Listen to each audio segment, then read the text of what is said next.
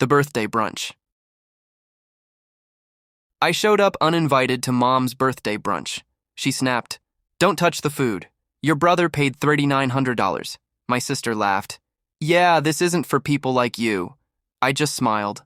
Later, I found out they'd used our joint account to pay for it. I reversed every transaction and left a note on Mom's seat. When she read it, her smile vanished. I'd cut off their utilities. That night, my phone lit up with 52 missed calls. "Don't touch the food. Your brother paid for it," Mom snapped before I even sat down. The words hit harder than the cold wind outside. Her voice sliced through the restaurant. High ceilings, fake laughter, the sound of forks pausing midair. Everyone turned to look. Lila snorted into her champagne. "Yeah, Adam, this brunch isn't exactly for your kind." She said it like I was a stranger who wandered in off the street. My brother Mason leaned back in his chair, one arm over Mom's chair like he owned the place. "Guess it's true," he said, smirking. "Some people show up empty-handed and still expect a seat." The waiter froze between us, holding a tray of pancakes. Mom waved him off. "Don't bother serving him. He's not staying." I looked at the table. Silver plates, champagne, custom cake with "Happy Birthday, Elaine" written in gold. All of it shining, perfect, expensive. And then my eyes caught something else. The corner of the bill folder peeking out near Mason's elbow, printed in bold, joint account, ending 9723, hours, mine too. I didn't say a word, just smiled, because the real show hadn't even started yet. My name's Adam Quinn, 27 years old, the quiet one, as they like to say, the one who doesn't cause trouble because I learned early that trouble usually lands on me anyway. I've always been the one standing behind the family photos, half in frame, half forgotten. When Mason crashed his car, I was the one who paid the insurance gap. When Lila lost her rent money, by accident, I was the one wiring cash at midnight. When Mom forgot to pay the gas bill, I was the one apologizing to the landlord. But they don't remember that. They remember me as the disappointment who stayed in town, who didn't chase real success. "Adam's sensitive," Mom would tell her friends. "Adam's emotional," Mason would mock. "Adam's boring," Lila would laugh. I wasn't emotional, I was tired. And the thing about silence is, people mistake it for weakness until it speaks back. The family portrait. Mom, Elaine Quinn, 58, walks like every room owes her attention. Her perfume arrives before her empathy ever does. Lila, 24, all glitter and ego. She measures her worth in followers, filters, and fake tears. Mason, 30, mom's pride. Loud voice, louder wallet, softer spine. He acts like his success was self-made, forgetting who co-signed his first loan. And then there's me, Adam, the afterthought, the background noise. "Smile, Adam," Mom said once during a family photo. When I didn't, she whispered through her teeth, "You're ruining it for everyone." At the brunch, she raised her glass. "To family who give back." Everyone laughed, clinked glasses, except me. I just watched as Mason pulled out that same wallet, the one I bought him when he landed his first big job. He waved it around and paid the waiter, proudly saying, "Put it on the family account. Mom deserves it." And my chest tightened because I knew which account that was. The one I'd filled from every extra hour, every freelance night, every time I went hungry to cover someone else's debt. And they were spending it on mimosas. I leaned forward, calm but sharp. Who used the joint account for this? The laughter died immediately. Mom's smile froze halfway up her face. "Adam," she sighed dramatically, "it's my birthday. Don't make this about you." Lila scoffed. "God, you're so cheap, it's just money." "Yeah," Mason added, smirking. "Some of us don't keep score every time we help family." I tilted my head. "Funny, because I'm the only one who actually did." Mom's eyes narrowed. "You've always had this bitterness. Maybe that's why you're alone." The words landed like small, deliberate knives.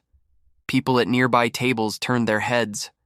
Strangers watching me get gutted by my own family.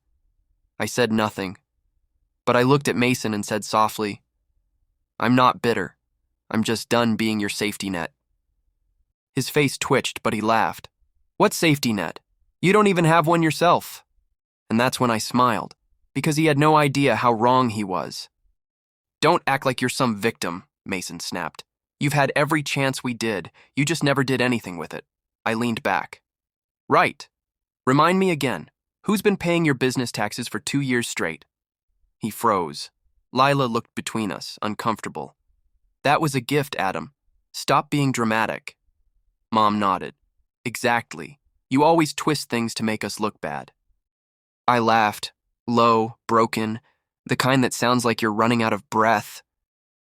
You don't need my help to look bad. You've been practicing for years. Excuse me? Mom snapped. Watch your tone. I looked around the table. The perfect table setting. The fake smiles. The people who raised me without ever really seeing me. And then I said, calm and slow. I hope the food tastes good. It's the most expensive betrayal I've ever paid for. The air went still. No one moved. Even the waiter froze halfway through pouring champagne. For the first time, I saw fear flicker in Mason's eyes. He didn't know what was coming. I still remember the hospital smell. Dad lying there, half conscious, the machines beeping like fading heartbeats. Mom didn't come. Mason was too busy with work. Lila said hospitals made her anxious. So it was me, sleeping in that hard chair, spoon-feeding soup, whispering updates no one ever answered. When he died, I was the only one there. I called them, crying. They came the next morning, dressed nice for the will reading. After the funeral, Mom said, You shouldn't have kept him on those machines so long. It was a waste of money. A waste. I remember standing there, hands shaking, staring at the woman who taught me what love wasn't. And Mason? He posted a selfie the next day with the caption, New beginnings. Dad would want me to keep grinding. I never said a word, but I never forgot. Back at the brunch, I finally leaned forward and placed my phone on the table. The screen glowed, bank app open. Just so you know, I said quietly, I reversed every transaction from that account this morning. Mom's smile faltered. Mason frowned. What are you talking about? Utilities, car payments, property tax, all frozen. I'm the primary account holder, remember? Lila's glass slipped from her hand. You didn't... I did. Mom's face went pale. You wouldn't dare do this to your own family. I wouldn't have, I said softly, if you'd ever treated me like part of it. The table went silent. Even the music in the restaurant felt like it dimmed. I stood up, adjusted my jacket, and whispered, Happy birthday, Mom. You just got the gift of consequences. Mom stood so fast her chair fell. How could you embarrass us like this? Do you know who's watching? I shrugged. Finally, they're seeing what I've been living. Mason pointed at me. You're sick. You've always been jealous. Of what? I asked. Of being ignored? Of paying for love I never got? Lila started crying, loud, messy, the kind that used to make me feel guilty. But this time, I didn't move. Mom's voice cracked. You'll regret this, Adam. We're still your family. I met her eyes. No, Mom. Family doesn't cash your love and call it charity. Then I walked out. People whispered. A waiter tried to hand me my coat. I left it there, because I didn't need warmth from anyone in that room. That night, I packed up what was left of my life. One duffel bag, a laptop, a few books, a photo of Dad. My phone lit up, 52 missed calls, 17 voicemails. One message from Mason that just said, turn the power back on. I typed one line and hit send. Sit together in the dark. You might finally see what you've become. Then I blocked them all. I drove for hours, past the glowing city, past the noise, until the night swallowed me whole. For the first time, I wasn't scared of being alone. It felt like breathing again.